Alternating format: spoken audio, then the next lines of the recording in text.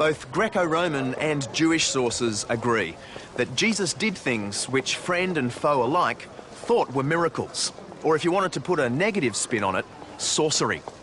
But one of our sources puts it in more neutral terms.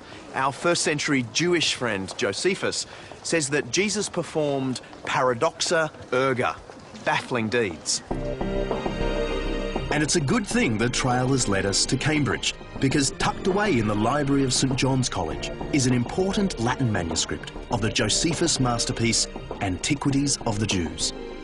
Josephus straddled two worlds. He was born and educated in Jerusalem, but he lived out his final years in Rome under the patronage of the emperors. And it was there in Rome, in the second half of the first century, that he penned his magnificent 20-volume History of the Jewish People. He could have had no idea at the time that out of everything he wrote, just 2 small paragraphs would capture the world's attention. At this time there appeared Jesus, a wise man, for he was a doer of baffling deeds, a teacher of people who received the truth with pleasure.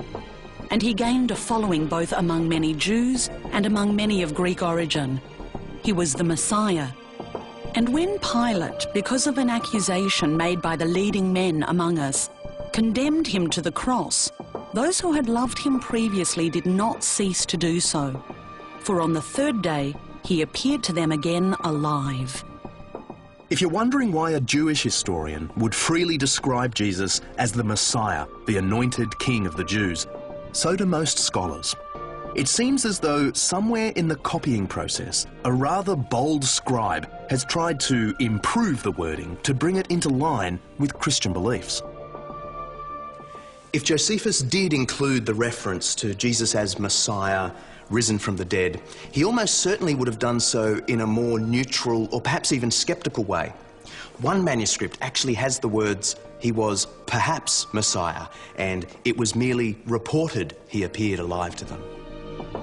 Whatever we make of the two debatable lines, most scholars agree that the references to Jesus as a teacher, wonder worker and martyr do indeed come from the pen of Josephus.